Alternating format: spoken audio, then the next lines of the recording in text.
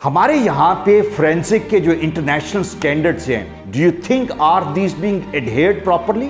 सबसे इम्पॉर्टेंट चीज़ जो यहाँ पे डिजिटल एविडेंस गैदरिंग जो है वो सही नहीं है। ना जजेस को ट्रेन किया गया, ना प्रोसिक्यूटर्स को ट्रेन किया गया, ना अटर्नीज को ट्रेन किया गया। जो पॉलिटिशियंस हैं उनकी वीडियोस हैं, पॉलिटिशियन कहते हैं कि जी हमारी वीडियोस नहीं है, ये तस्वीरें हमारी तस्वीरें नहीं है, और दुनिया ये कहती है ये तुम्हारी तस्वीरें हैं। वो आर्टिफिशियल इंटेलिजेंस यूज़ करते हुए आपकी बॉडी मूवमेंट को, आपकी फेस को आप इजीली चेंज कर दें। तस्वीरें हम डिलीट कर देते हैं, वीडियोस डिलीट कर देते हैं और खुश होते हैं कि डिलीट हो गई। वो कब डिलीट होती है? वो तो डिलीट ही नहीं होती। जब आप डिलीट करते हैं तो आप पॉइंटर्स को मिटा देते हैं।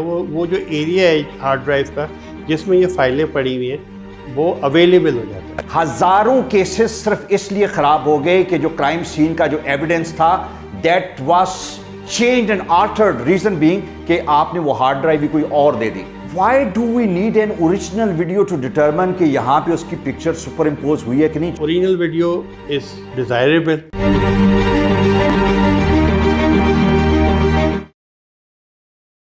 साइबर वर्ल्ड में हम देखते हैं कि जहाँ पे क्राइम बढ़ते जा रहे हैं उसकी इन्वेस्टिगेशन का पार्ट जो है that is become more important actually. और इन्वेस्टिगेशन में अगर हम देखें तो फोरेंसिक का अक्सर हम जिक्र करते हैं, मैं अपने बेशुमार प्रोग्राम में टाइम एंड अगेन फोरेंसिक के बारे में बात करती हैं, लेकिन हमें उसकी टेक्निकल डिटेल जो है उसको जानने की ज़रूरत है और आप लोगों को एजुकेट करने की भी ज़रूरत है कि इसकी कितनी अहमियत है। गवर्नमेंट के इदारे जो हैं उनकी जो इन्वेस्टिगेशन में इन्वॉल्व है उनकी ट्रेनिंग की कितनी अहमियत है। और नॉट ओनली दैट, एक्चुअली जब फोरेंसिक का वर्ड आता है तो आपने अक्सर हमारी पॉलिटिकल डिबेट्स में सुना होगा कि जी फोरेंसिक ऑडिट जो है वो गवर्नमेंट ने कह दिया, अदालतों ने कह दिया। वो सब क्या है, इसको डिटेल में डिस्कस करने के लिए हमारे पास इस पर्टिकुलर एरिया के एक्सपर्ट हैं और he has done a lot. Garrison university में जो फोरेंसिक सेल है लाहौर के अंदर, उसके वो डायरेक्टर हैं जनाब कौकब जमाल ज़ुबैरी साहब। कौकब भाई, thank you very much for your time, it's player having you here. मुझे ये बताएं कि फोरेंसिक जो है, जिस तरह मैंने कहा कि this is a very important area और आपकी ये स्पेशलिटी है और आप इस यूनिवर्सिटी में आपने इंट्रोड्यूस करवाया, you have certain short courses और डिग्री कोर्सेज भी हैं। हमारे यहाँ पे फोरेंसिक के जो इंटरनेशनल स्टैंडर्ड्स हैं, do you think are these being adhered properly? Digital forensics is a new coming field Pakistan में। इट्स बिकॉज पूरी दुनिया में तो ये बहुत लंबे अरसे से है, पाकिस्तान में it's a comparatively new field. मैं 2005 से इससे एसोसिएटेड हूँ डिजिटल फोरेंसिक्स में, और पाकिस्तान में 2016 में prevention of electronic crime act introduce हुआ और अनफॉर्चुनेटली इसको 1 साल तक डिस्कस किया गया नेशनल असेंबली में, और मगर उस पीरियड का एडवांटेज लेने की जगह कि उसमें आप लोगों को ट्रेन करते और रिसोर्सेज गैदर करते, अचानक ये लॉ इंट्रोड्यूस हो गया और जिसका बहुत बड़ा मैंडेट है। तो 2 इसमें नए क्राइम्स इंट्रोड्यूस किए गए हैं, जैसे साइबर टेररिज्म हो गया या चाइल्ड पोर्नोग्राफी हो गया, जो पहले एक क्राइम नहीं था हमारे यहाँ, ऑफेंस अगेंस्ट मॉडेस्टी हो गया, इस तरह की चीज़ें। तो वो ये नए क्राइम्स इंट्रोड्यूस किए गए, नए ऑफेंसेस इंट्रोड्यूस किए गए, मगर इसके लिए ना जजेस को ट्रेन किया गया, ना प्रोसिक्यूटर्स को ट्रेन किया गया, ना अटर्नीज को ट्रेन किया गया। The only knowledge is with investigative agency and वो भी part of it. They are not following the standard operating procedures जो एक डिजिटल एविडेंस के होने चाहिए। आप मैं इसको फर्दर आपसे इसकी एलेब्रेशन चाहूँगा। पाकिस्तान में इस वक्त FIA के कुछ 12-13 सेंटर जो हैं वो रीजनल मुख्तलिफ एरियाज़ में काम कर रहे हैं, और पहले तो 2-2, 3-3 लोग होते थे, अब हर सेंटर में 10 से 12 लोग जो हैं वो इन्वेस्टिगेटिंग ऑफिसर के तौर पे काम कर रहे हैं। आप ये कह रहे हैं कि ये जो लोग, जो इतना बड़ा साइबर क्राइम का एक इनफ्लो है हमारे यहाँ पे और सुनामी आई हुई है, इसको हैंडल करने वाले ये हर सेंटर में जो 10-12 लोग हैं, और पाकिस्तान में जो 125-150 बंदा है जो इसके इन्वेस्टिगेशन ऑफिसर्स हैं, they are not well trained. They are not well trained और they are not trained at all. They are not like FIA के डिफरेंट विंग से उठा के आप साइबर विंग में डाल दें, इसका मतलब ये नहीं है कि आपकी FIA की बैकग्राउंड है तो आपकी साइबर वर्ल्ड की भी उसी तरह एक्सपर्टीज ओवरनाइट डेवलप हो जाएंगी। देखिए, they have some of them have taken basic trainings of using the tools. Okay. Now we are talking about a process.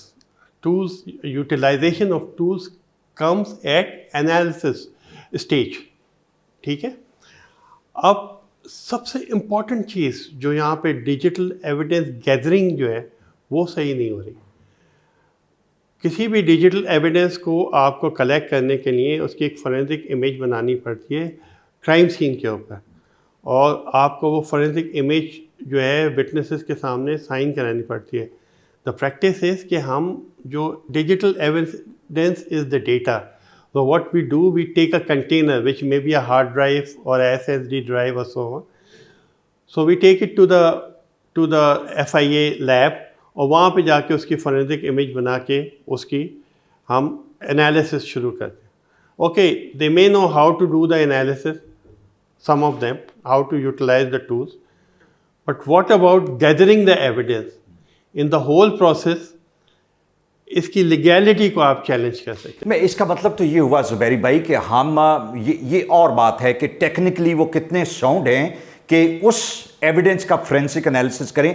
बदनिश्ती की बात कर रहे हैं कि जो उन्होंने वहाँ पे जिस तरीके से कलेक्ट करने हैं, हमारी प्रैक्टिस में ये चीज़ आई कि आपने वो फ़ोन, वो कंप्यूटर पकड़े जिसके अंदर न्यूड वीडियोस थी, फोटोग्राफ्स थी, सब डेटा था, लेकिन जब आपने फोरेंसिक लैब में उसे प्रेजेंट किया, वो जो हार्ड ड्राइव की आप बात कर रहे हैं, तो वो वाला मोबाइल कोई और था और वो वाला कंप्यूटर कोई और था. जो जिसके अंदर वो डेटा मौजूद था. यू मीन टू से कि मुझे मोबाइल नहीं चाहिए, मुझे कंप्यूटर नहीं चाहिए, मेरा जो टारगेट है, गोल है, उसके अंदर मौजूद वो डेटा है. और उस डेटा को at the time of the crime scene properly जो एक लीगल तरीका है उससे प्रिजर्व नहीं किया जाता. तो it's mean there is a huge deficit of training involved for these investigation officers. Definitely. The rules have to be set. New rules have to be introduced. Otherwise, most of the cases will be thrown out of the case. No, it is like this. मैं for the sake of the debate मैं आपको ये बता रहा हूँ कि यहाँ पे एक नहीं हजारों केसेस सिर्फ इसलिए खराब हो गए कि जो क्राइम सीन का जो एविडेंस था that was changed and altered. Reason being कि आपने वो हार्ड ड्राइव भी कोई और दे दी. फोरेंसिक लैब ने तो वही रिजल्ट देना है जो आप प्रेजेंट करेंगे. तो जब आपने वो दी नहीं तो वो कोई और निकले. मुझे ये बताएं, आजकल बड़ी जबरदस्त डिबेट ये चल रही है कि जो पॉलिटिशियंस हैं उनकी वीडियोस हैं. पॉलिटिशियन कहते हैं कि जी हमारी वीडियोस नहीं है, ये तस्वीरें हमारी तस्वीरें नहीं है, और दुनिया ये कहती है ये तुम्हारी तस्वीरें हैं. जो इमेज सुपर इम्पोज होता है, मैं अगर किसी पॉलिटिशियन की वीडियो में ये कहूं कि कौकब ज़ुबैरी साहब ये वीडियो का मुझे आप अपनी प्राइवेट लैब में एनालिसिस करके दें, फोरेंसिक करके दें कि क्या ये पिक्चर सुपर इम्पोज हुई हैं कि नहीं, will you be able to do that in your lab? We deal in mobile and computer forensics. We don't have the video forensic capability right now because it's very expensive. But FIA or PFA, जो Punjab Forensic Science Agency है, they have these capabilities and I'm sure that they can do it. Video forensic में दो चीज़ें आप check करते हैं. एक तो ये कि कोई चीज़ सुपर इम्पोज तो नहीं हुई है. ठीक है. दूसरी चीज़ ये कि अगर उसको आपको जूम करना पड़े, क्लियर करना पड़े, क्लैरिटी आपको लानी पड़े किसी चीज़ को देखने के. Now a recent phenomenon is deep fake technology. ठीक है. वो आर्टिफिशियल इंटेलिजेंस यूज़ करते हुए आपकी बॉडी मूवमेंट को, आपकी फेस को आप इजीली चेंज कर सकते हैं. ठीक है. अब कंज्यूमर प्रोडक्ट्स में भी आ गई है वो जो पहले तो एक लैब की होती थी, अब वैसे भी आप कर सकते हैं.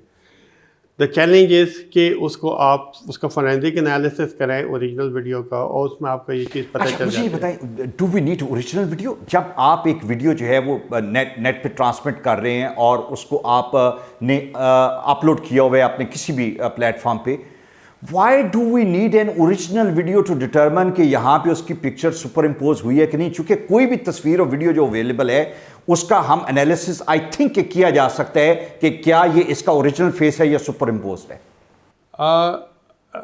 एक्चुअली ये ऐसी चीज़ है कि जैसे अगर आपने क्वेश्चन डॉक्यूमेंट एनालिसिस कर रहे हैं तो आप फोटोकॉपी पे क्वेश्चन डॉक्यूमेंट एनालिसिस नहीं कर सकते. ठीक है. आप लिमिटेड कर सकते हैं, सिग्नेचर्स को चेक कर सकते हैं, मगर अगर आपने कोई इंक और वो जो चीज़ होती है वो आप उस पर नहीं कर सकते. बिल्कुल ठीक है. तो ओरिजिनल वीडियो इज़ डिज़ायरेबल. क्योंकि जब आप नेट पे ट्रांसफ़र करते हैं तो आपकी रेजोल्यूशन अफेक्ट होती है और आपकी जो डिफरेंट वो मुश्किल हो जाता ठीक है है। उसको मुझे निकालना। मुझे मुझे चूंकि ये बड़ी लंबी आपसे बहुत सारी बातें पूछनी है, इस टॉपिक को मैं अभी कंक्लूड करना चाह रहा हूँ। मुझे ये बताएं कि दुनिया की बेशुमार फोरेंसिक लैब जो हैं वो अवेलेबल हैं वर्ल्ड वाइड, और गॉन आर द डेज के जब किसी चीज़ का एनालिसिस करने के लिए प्रोडक्ट उठा के आपको वहाँ पे लेके जाना पड़ता था। Can't you or other private forensic lab get yourself associated to international forensic lab के जहाँ पे हम ये सारी चीज़ें भेजें? बहुत बड़ी डिमांड है, लोग ये कहते हैं they do not want to really go to FIA for that matter every single issue, लेकिन वो चाहते हैं कि जो मुझ पे इल्ज़ाम लगाया गया ये मैं नहीं हूँ। Can't we have that kind of arrangement for our clients? मैं इसलिए कह रहा हूं कि अगर किसी को जरूरत हो, मैं ये कहूं कि यार कौकब ज़ुबैरी साहब के पास जाओ, ये आपका एनालिसिस करके आपको बता देंगे ये असल है कि नहीं है। एट टाइम घर वालों को बता, घर वाले भी बिलीव नहीं करते, वो कहते हैं असल ही है तेरी। We are in touch of German and English labs, और हम लोग आई थिंक के हेल्प कर सकते हैं अगर ऐसी सर्विसेज रिक्वायर्ड हो। बस करें, जल्दी करें ताकि हम लोगों को बताएं। मुझे ये बताएं कि फोरेंसिक एनालिसिस की जब हम बात कर रहे हैं तो एक बहुत बड़ा एरिया जो है वो कॉमर्स का है, फिनेंशियल साइड पे है, और जो उसका वॉल्यूम है वो इतना बड़ा है कि अगर हम देखें तो पिछले एक साल के अंदर जो पूरी दुनिया के अंदर साइबर वर्ल्ड के अंदर जो फाइनेंशियल क्राइम है उनका वॉल्यूम जो है वो कोई ऑलमोस्ट $800 बिलियन तक पहुंच गया। It's a huge volume actually, जिसमें क्रेडिट कार्ड हैं, बैंकों से पैसे चोरी हो गए। स्टेट बैंक ऑफ बांग्लादेश जो है उनका कोई $1.5-2 बिलियन जो है वो चोरी हो गया। What kind of facilities do we have here in Pakistan के जो बैंकों के अंदर से पैसे निकल रहे हैं उसको हम फोरेंसिक एनालिसिस के जरिए मैनेज कर सकते हैं? देखिए, बेसिकली इस ऑल डेटा जब भी आप जैसे आप बांग्लादेश के बैंक की या उसके फ़ौरन बाद रशियन सेंट्रल बैंक से पैसे गए उसके करते हैं, तो बेसिकली व्हाट यू डू कि you go and do a post incident investigation, जिसमें से आप उनकी जो हार्ड ड्राइव्स हैं उनको देखते हैं कि किस तरह से इसको एक्सेस हुई है, और उसके लॉग्स देख के। और अब सबसे बड़ी मुश्किल ये होती है कि जो एक्सपर्ट और जो ब्लैक हैट हैकर्स जो होते हैं वो अपने उसको डिलीट कर देते हैं रिकॉर्ड्स को, और उसको इरेज कर देते हैं अपने लॉग्स को सारे, और फिर वो फॉरेंसिक एक्सपर्ट्स चाहिए होते हैं जो जाएं वहाँ से जाकर डेटा एक्सट्रैक्शन करें, डिलीटेड रिकॉर्ड निकालें, उनको एनालाइज करें, और वो देखें कि ये कहाँ से अटैक हुआ था और किस तरह से शुरू हुआ, इस सिस्टम में क्या वल्नरेबिलिटीज़ थी। तो दो पर्पज़ होते हैं, एक तो आप उसको ट्रैक कर सकें, दूसरा ये कि आप जो भी वल्नरेबिलिटीज़ थी उनको कवर कर सकें ताकि ऐसा इंसिडेंट दोबारा नहीं हो। ठीक है। तो साइबर सिक्योरिटी पे हमारा जो लोग काम कर रहे हैं, मैं फिर ये देखना चाहता हूँ कि how at par they are जो वर्ल्ड ओवर जो साइबर सिक्योरिटी के स्टैंडर्ड्स हैं, जो क्वालिफिकेशंस हैं। हमारे यहाँ पे भी आप चूँकि बेशुमार सिस्टम जो हैं, बल्कि ऑलमोस्ट सब कुछ जो है वो आप कंप्यूटराइज है हमारा। आप नादरा देखें, हमारे बैंक्स देखें, नेशनल सिक्योरिटी के इंस्टीट्यूशंस हैं। डू यू थिंक कि हमारे यहाँ पे एम्पल क्वालिफिकेशन और एक्सपर्टीज़ हैं इस एरिया के लिए? देखिए, मैं आपको बताऊं, एक रिपोर्ट मैंने देखी थी, उसमें पाकिस्तान का नंबर बहुत लो है। Even Sri Lanka was ahead of us, Nigeria was ahead of us, Turkey was ahead of us, India was way ahead of us. तो सबसे पहले तो हमें ये समझना चाहिए कि ये एक वीकनेस है, और नेक्स्ट अटैक्स जो होंगे वो आपके क्रिटिकल इंफ्रास्ट्रक्चर पे होंगे, साइबर अटैक्स होंगे। Now people have their cyber armies, और हम लोग अभी स्ट्रगल कर रहे हैं। आप FBR का अभी देख लें, FBR का जो इंसिडेंस हुआ है, वेरी फेमस इंसिडेंट। तो हम लोग we are not ready for a mass cyber attacks. तो अब बेसिकली जो हैकर्स थे शुरू में बच्चे होते थे, वो फ़न के लिए हैक कर लेते थे और थ्रिल के लिए करते थे। देन दे रियलाइज कि इससे पैसा बनाया जा सकता है, तो उन्हें क्रेडिट कार्ड नंबर्स चोरी कर लिए, किसी के सोशल सिक्योरिटी नंबर चोरी करके और मार्केट में बेच दिया। That's how the dark web was created.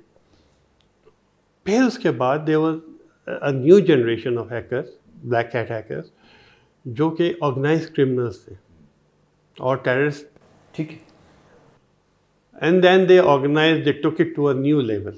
और दे आप जो 800 बिलियन या एक मैंने रिपोर्ट देखी, साइबर ग्लोबल साइबर जो लॉसेज है वो $6 ट्रिलियन तक वो है। Per annum. तो वो साइबर क्रिमिनल्स और टेररिस्ट थे, तो अब एजेंसीज उनसे करने के लिए आगे जाने लगी। अब एक नई जनरेशन आई है, दीज आर द गवर्नमेंट्स।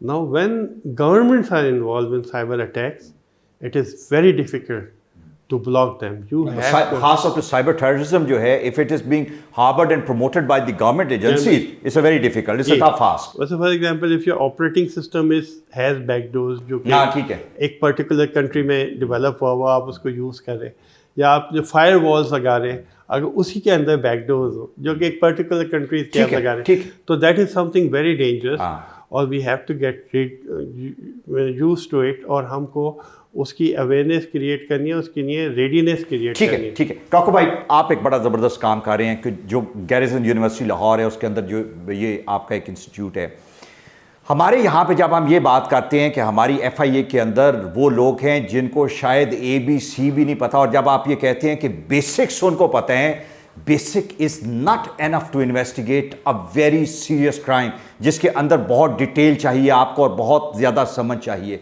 ये जो बच्चे आप तैयार कर रहे हैं जिनको आप शॉर्ट कोर्सेज और डिग्री कोर्सेज ऑफर कर रहे हैं, do you think they have got a huge future in this area to replace these people जो कि बिल्कुल नॉन एंटिटी हैं, and to bring those qualified children, those who know exactly what cyber world is, what the forensic is and what the technical side of it is? मैं ये नहीं कहूँगा कि बिल्कुल ज़ीरो हैं वो लोग, ABC भी नहीं आती, they are trying in very limited. Sir मैं इसलिए कहता हूँ ना, मैं मुझे ये कहने दें कि उन IAS को हम अदालतों में फेस करते हैं, जी। जब उनको अदालतों में फेस करते हैं तो जिस तरह की वो बातें लेके आते हैं उससे पता ये चलता है कि वो शायद ABC से आगे अभी नहीं पढ़े। तो दिस इज व्हाट आर वो हैंड्स ऑन एक्सपीरियंस जो वो मैं आपसे शेयर कर रहा हूँ। तो वहाँ पे क्वालिफाइड बच्चे जो हैं उनकी बहुत ज़रूरत है, बहुत ज़रूरत है। पाकिस्तान में बहुत ज़्यादा ज़रूरत है, हर फील्ड में ज़रूरत है। Digital forensic in the coming days will be needed in the government agencies and in the private sector. ठीक है, जैसे फाइनेंशियल इंस्टीट्यूशंस हैं, जैसे इंश्योरेंस कंपनीज हैं, बैंक्स हैं, लार्ज ऑर्गेनाइजेशंस हैं, every organisation can be attack. आने वाले दिनों में जो IT ऑडिटिंग है इतनी इंपॉर्टेंट हो जाएगी जैसे फाइनेंशियल ऑडिटिंग। ठीक है। इसी तरह से साइबर अटैक्स इतनी कॉमन हो जाएंगे जैसे आपकी नॉर्मल रॉबरीज होती हैं, नॉर्मल क्राइम्स होते हैं। तो उसके लिए आपको अपनी टीम्स तैयार करनी होंगी at corporate level, at country level, और ताकि आप आने वाले जो इंक्रीज इन क्राइम्स है, ठीक है, और डेवलपमेंट। मुझे बताएं, टर्की आप बहुत लंबा अरसा आते जाते रहे और वहाँ पे रहे भी आप। टर्की के अंदर मैं कंपैरिजन एक पैरेलल ड्रॉ करना चाहता हूँ कि हमारे यहाँ पे हमारी आबादी टर्की से बहुत ज़्यादा है, कई गुना ज़्यादा है। जो साइबर क्राइम को टैकल करने के लिए उनके वहाँ पे अरेंजमेंट्स हैं, जो number of officers working in their cyber agency, क्या नंबर है? हमारे यहाँ पे तो जिस तरह मैंने बताया कि 100-150 के करीब बंदा है हमारी इतनी बड़ी पॉपुलेशन के को मैनेज करने के लिए। और जो बैकलॉग है, लाहौर के अंदर 14,000 एप्लीकेशन पेंडिंग है, unattended as of today, unattended. What kind of number do you see in other countries like for that matter in Turkey? देखिए, मैंने 2008 में we were the first one who started digital forensic training in Turkey, जो Turkey के अंदर, and we were training the different agencies in Turkey. So at that time, Turkish National Police had about 100 investigators in 2008, beginning of 9. And by the year 2013, they have created a separate department. Cyber crime की एक agency बना ली थी जिसका अलग director था जो उसको deal करता था। And they had 4,000 investigators. 4,000 by 2013. ये 2013 8 साल पहले की बात आप बता रहे हैं। जी। हाँ। और मज़े की बात ये है कि they were growing, continuously growing. हमारे Turkey is a country of 75 million people. We are a country of 220 million people. Very true. ठीक है, so we are 3 times bigger than Turkey. And we have less than 100 qualified investigators. 100 investigators. Qualified को contest कर रहा हूँ। 100 investigators. है तो अभी उन्होंने 800 लोग शायद पुलिस से लिए हैं, कुछ किया है NRCC के अंदर। तो I mean they are trying, but government has to allocate them resources. Government has to realize कि ये आने वाले दिनों में साइबर क्राइम, मनी लॉन्ड्रिंग से लेके, टेररिज्म से लेके, जो उनका मैंडेट है, आप पीका को देखें, और सबसे बड़ा प्रॉब्लम पीका में ये है कि सिर्फ और सिर्फ इन्वेस्टिगेटिव एजेंसी उसको इन्वेस्टिगेट कर सकती है। यानी अगर आपको कोई इत्तला मिले जहाँ पे आप जाके चाइल्ड पोर्नोग्राफी में अगर आपने कंप्यूटर उठाया है आपके थाने ने, तो that is not acceptable because they are not allowed to investigate. They are not allowed to investigate. मुझे एक बात बताएं, अगर हम देखें हमारा एफबीआर में देखें, जब बेशुमार चीज़ें होती हैं, क्राइम होते हैं, तो वो क्या कहते हैं? वो कहते हैं कि जी फलां रिलायबल ऑडिटर्स जो हैं उनके पास चले जाए। बड़े बड़े ऑडिटर्स जो हैं जो प्राइवेट कैपेसिटी में काम कर रहे हैं, उनकी रिपोर्ट्स जो हैं they are more credible as compare to the government agencies report. You know, जब भी ऑर्डर की सुप्रीम कोर्ट में या हाई कोर्ट में बात आता है, डू यू थिंक कि हमारे यहाँ पे private investigators, private forensic analyst जो हैं, जब आपकी कैपेसिटी वो नहीं है तो आप आउटसोर्स करें? मैं अगर विक्टिम हूँ तो बजाय इसके कि मैं अपने 2 साल जो है वो FIA के साथ ज़ाया करूँ, मेरे पास ये ऑप्शन होना चाहिए कि जो गवर्नमेंट के ऑथराइज्ड प्राइवेट इन्वेस्टिगेटर या फोरेंसिक है, मैं उनको एंगेज करूं और उनको मैं फी पे करूं। बिल्कुल, कि please let them. Do you think it's something doable? और हमारे यहाँ पे होना चाहिए। इट इज़ वेरी डूएबल और सारी वेस्टर्न कंट्रीज में ये हो रहा है, डेवलप्ड कंट्रीज में, even in US, even in European country. तो पाकिस्तान में इसकी बड़ी ज़रूरत है क्योंकि there is a shortage of investigators and shortage of resources in federal investigation agency, and we need to do it. We need to bring private sector in. अच्छा, मुझे एक बात बताएं, अक्सर हम ये कहते हैं कि हमारा जो डेटा है वो तस्वीरें हम डिलीट कर देते हैं, वीडियोस डिलीट कर देते हैं और खुश होते हैं कि डिलीट हो गई। वो कब डिलीट होती है? वो तो डिलीट ही नहीं होती। आप जैसे लोग फोरेंसिक एक्सपर्ट निकाल पता नहीं कहाँ से डिग आउट कर लेते हैं। ये क्या है? ये फिनोमिनन आम पब्लिक के लिए समझाएं ज़रा। बेसिकली बड़ा सिंपल सी चीज़ है कि फ़र्ज़ करें कि आपने यहाँ पे ये फाइल्स रखी हुई हैं और इसकी एक लिस्ट बनाई हुई है।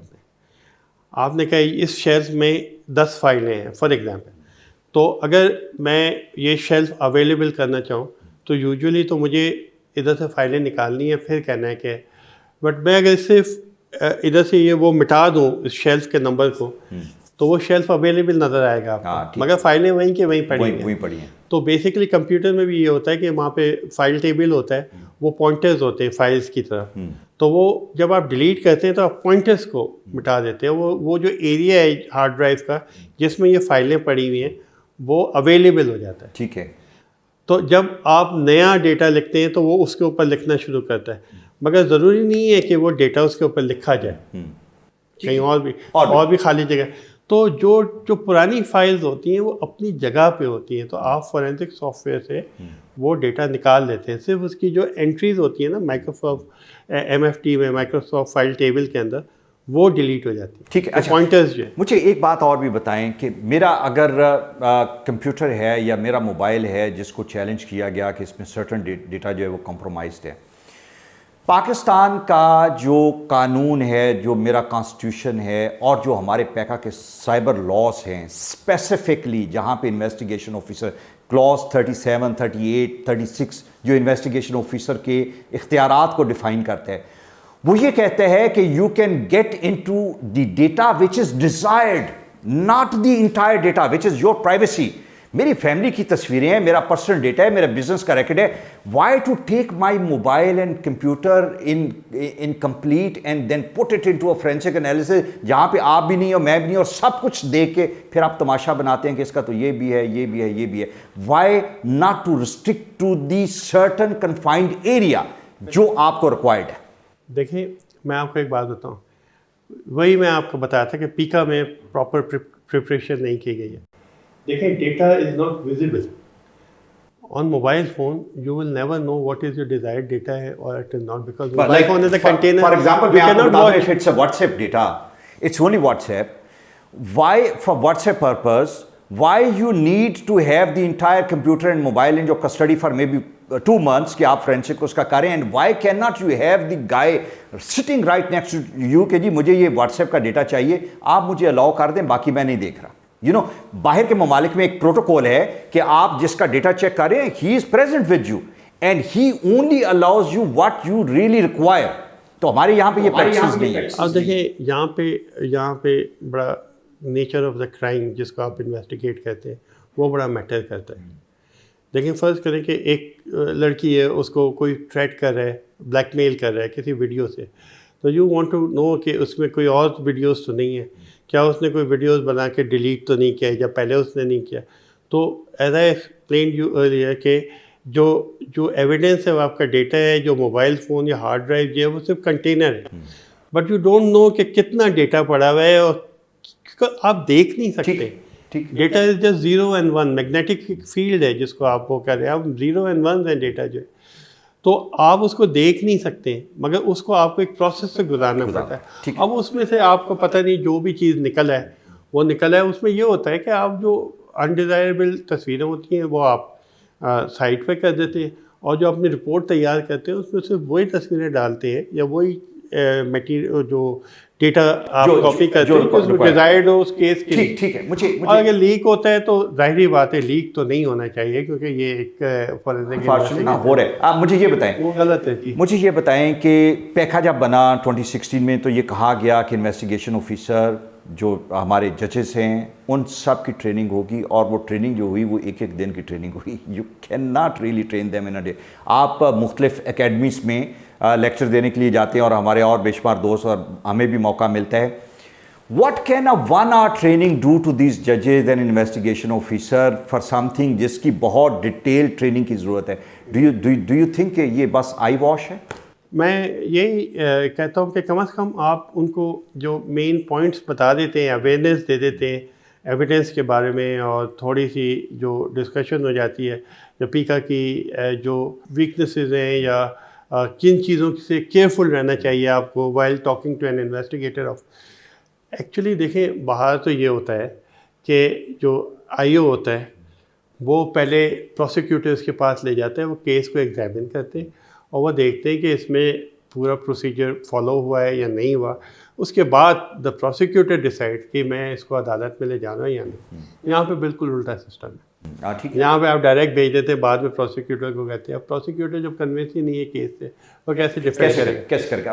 अब एक सिमिलर जो बात थी वो ये थी कि हमें अवेयरनेस पे भी बहुत काम करना है। गवर्नमेंट की ड्यूटी है कि अवेयरनेस, हमें गवर्नमेंट सोती नज़र आती है। आपकी जो यूनिवर्सिटी है, बड़ी ज़बरदस्त यूनिवर्सिटी है, वहाँ के स्टूडेंट्स को क्यों नहीं आप कहते कि they must be part of a campaign? में भी यूनिवर्सिटी कैन स्टार्ट, हमारी एक अपनी सोशल रिस्पॉन्सिबिलिटी भी तो है ना।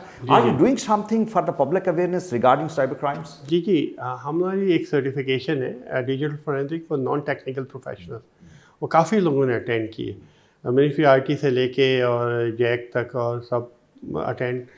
उसमें यही है, वो एक दिन की ट्रेनिंग होती है, उसमें हम आपको डिटेल से पूरा उसका प्रोसीजर सब दी थी।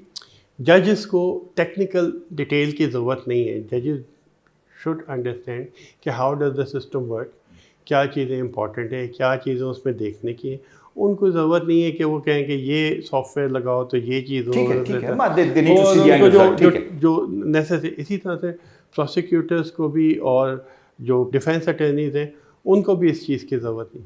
उनके लिए हमने एक कोर्स तैयार किया जो एक दिन की ट्रेनिंग है, that is computer forensic for non technical professional. तो without going into technical jargon we explain that how does the hard drive work. जैसे आप पूछ रहे थे कि ये डिलीटेड डेटा तो कैसे निकाल देते हैं वगैरह, और किन चीज़ों की ज़रूरत है, आप केस को कैसे डिफेंड करें, कैसे आप केस को देखें वगैरह, इस तरह की चीज़ें हम उनको समझाते हैं। और इन्वेस्टिगेटर्स क्या गलती कर सकते हैं, कैसे चीज़ें छुपा सकते हैं, और इस तरह की चीज़ें उनको। Thank you very much Kaukab Zubairi Sahab, it was a pleasure having you over, और फिर आपको बुलाएंगे इंशाल्लाह इस टॉपिक पर डिस्कस करने के लिए।